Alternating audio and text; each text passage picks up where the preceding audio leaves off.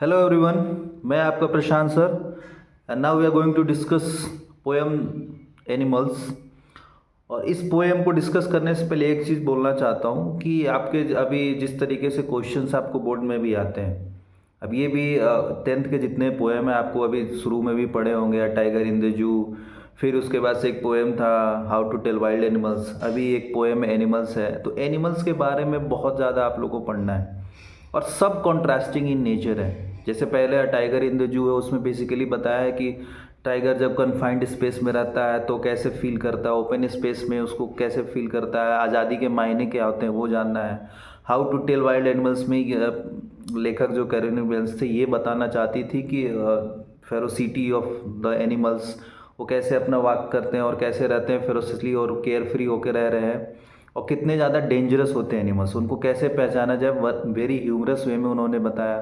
अब इस पोएम में जो एनिमल्स हैं, इसमें पोएट ने बहुत ही बेहतरीन चीज़ बताई है। कुछ ह्यूमन कैरेक्टरिस्टिक्स हैं उसके बारे में उन्होंने बताया है कि कैसे जानवर जो है ना इंसानों से भी बेहतर है।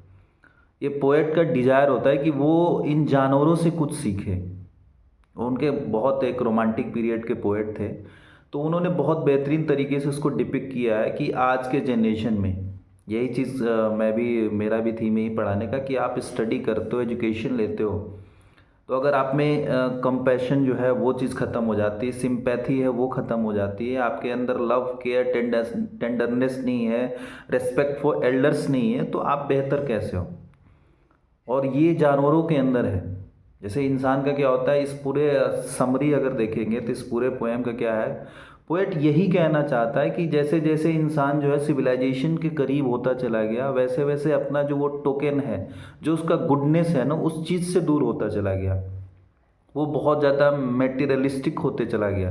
जैसे जानवरों को कोई पॉसेशन की फीलिंग उनके अंदर नहीं होती, और हम इंसानों को क्या है, पॉसेशन के ऊपर, मटेरियल वेल्थ के ऊपर सबसे ज़्यादा इस चीज़ की फीलिंग होती है। उसी चीज़ को लेके कन्फ्लिक्ट्स होते हैं, उसी चीज़ को लेके झगड़ा होती है। जानवरों के साथ ऐसा कुछ नहीं है। They are very self contented. वो अपने आप से बहुत संतुष्ट है। वो शिकार भी करते हैं तो क्या है, उनके अपना भूख मिटाने के लिए, जब भूख लगी होती है तो उसके लिए वो शिकार करते हैं, खाना अपने पेट भरने के लिए।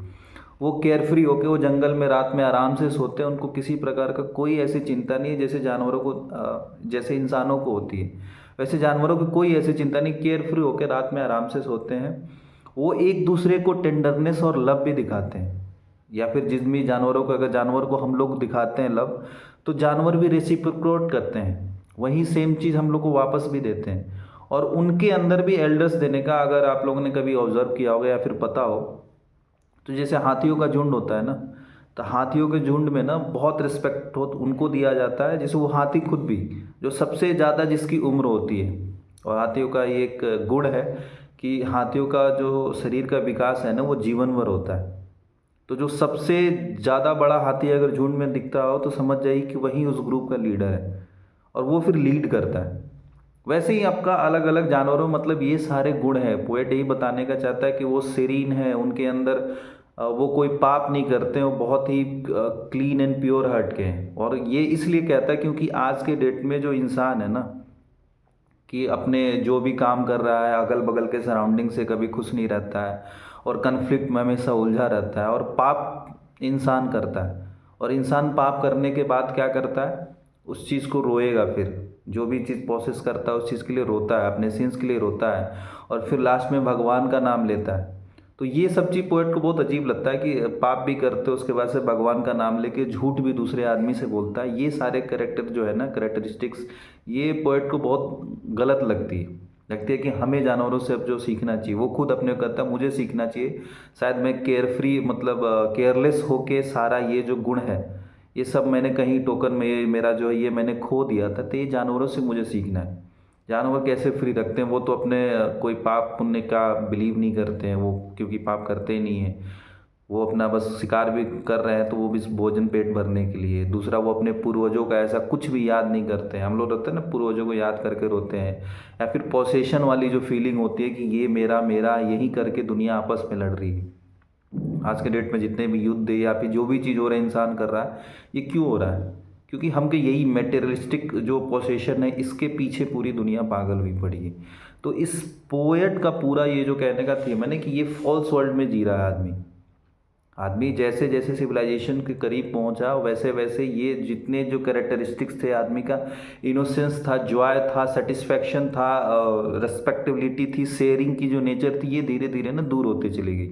जैसे परिवार वगैरह में भी आजकल जो चीज़ हम लोग देखते हैं क्या होता है, न्यूक्लियर फैमिली का कॉन्सेप्ट बढ़ता चला गया। पहले क्या था, जॉइंट फैमिली थी, साथ में रहते थे। सिविलाइजेशन क्या होता है, एक साथ रहने का है ना, एक साथ शेयर करने का चीज़ सिविलाइजेशन है। सिविलाइज पीपल हम लोग उन्हीं को बोलते हैं कि एक साथ सारी चीज़ें हम लोग शेयर करेंगे, जितने भी दुख है हम लोग मिल बांट के आपस में करेंगे। लेकिन आज के डेट में क्या है, ये मेरा है, सिर्फ मेरा, और ये मटेरियल हम लोग धन इकट्ठा करने के चक्कर में सारा दुखों का जो है ना जड़ यही है। और हम लोग जानवरों के प्रति भी कोई प्रेम नहीं है और दूसरे इंसानों के प्रति भी कोई प्रेम नहीं है। तो धीरे धीरे नहीं, हॉस्टाइल नेचर बढ़ते चला जा रहा है, हॉस्टिलिटी ये चीज़ बढ़ते चली जा रही है। यही इस पोएम का मेन सेंट्रल थीम यही है कि कैसे हम लोग को जानवरों से सीखना चाहिए। जानवर जो हैं उनसे हम लोग को सीखना चाहिए कि ये कितने केयर फ्री हैं, ये एक दूसरे को लव दिखा रहे हैं। आप अगर जानवर के प्रति लव दिखाते हैं वो भी आपको रेसिप्रोकेट करके वो भी उतना ही प्यार आपका दिखाते हैं। हर जानवर का होता है अपना कैरेक्टरिस्टिक्स है। तो ये सारा चीज़ अगर यही आंसर्स आपके लिखने को आएंगे कि आप इसको कैसे देखते हो, कैसे हम लोग जानवरों से क्या क्या चीज़ सीख सकते हैं, तो आपके दिमाग में भी अगर आपने भी कोई ऑब्जर्व किया हो अपने वर्ड्स में आप लोग इसको लिख सकते हो बढ़िया से। एक बेसिकली मान लो अगर क्वेश्चन पूछता है एक कि कौन सा ऐसा बेसिक एस्पेक्ट है जो ह्यूमन को आज जानवरों से सीखना चाहिए या फिर इग्नोर कर देता है, डिनाई कर देता है, तो वो आपको लिखना होगा। तो अगर आंसर में लिखना होगा तो वो लिख सकते हैं क्या, यही जो चीज़ आपको अभी बताएं कि सिविलाइजेशन के करीब हम लोग हैं, तो हम लोगों ने क्या हुआ, मेटलिस्टिक पोजीशन की तरफ ज़्यादा भागते गए हैं और धीरे धीरे हमारा जो ट्रू नेचर है, जो इंसान का ट्रू नेचर है, उससे आदमी डिटैच होते गया और दूर होते चला गया। अगर इसको आंसर्स में अगर 2 लाइन में अगर मैं कहूँ तो इसको आप लोग ऐसे लिख सकते हैं कि as humans got near civilisation they choose to leave behind the virtues of kindness, sincerity, unselfishness, joy, satisfaction, respectability, and sharing. They took to vices such as greed, selfishness, desire to capture everything, and other such inhuman characteristics. Rather, animals have carried forward the real instincts and characteristics which the poet looks at and tries to remember where he had negligently lost his true nature. तो ये इस तरीके से अगर answer आप लिखोगे तो आपको नो डाउट बहुत अच्छे नंबर मिलेंगे और जितने भी आपके कनेक्ट करके चैप्टर्स आपको दिए जाएंगे कि वो एक तरीके से जब how to tell wild animals में आपको बताया गया कितने फेरोसियस जानवर आपको देखते ही आप पे अटैक करके आपको खा जा रहा है, और यहाँ पे इसमें बता रहा है कि हमको जानवरों से सीखना चाहिए कि फॉरगिवनेस का या फिर लव का और फिर सेटिस्फेक्शन का, रिस्पेक्ट का, शेयरिंग जानवर आपस में कैसे करते हैं वो हमको सीखना है। तो आप कैसे इसको जस्टिफाई करोगे अपने वर्ड्स में, तो ये वर्ड्स आपके पास होने चाहिए। तो ऐसे आंसर्स वही फिर से बोलूँगा और हर बार आपको बोलते रहूँगा कि आंसर्स राइटिंग की डेली प्रैक्टिस आप लोग करो। जब तक प्रैक्टिस आप लोग डेली नहीं करोगे तब तक क्या होगा, आप लोग को वो फ्लुएंसी नहीं आ पाएगी। आपको लगता होगा कि I am a good writer, I can write answers very well, but if you are not practising writing answers every day then you will face difficulties in writing answers in the exam. So it's a request, please write answers daily. आपको daily answers लिखने हैं, उसी से आपका ना अच्छे numbers आपको exam में आ सकते हैं। तो मिलते हैं फिर अगले एक्सप्लेनेशन में, अगला पोएम या फिर प्रोज के एक्सप्लेनेशन में मिलेंगे। Thank you all.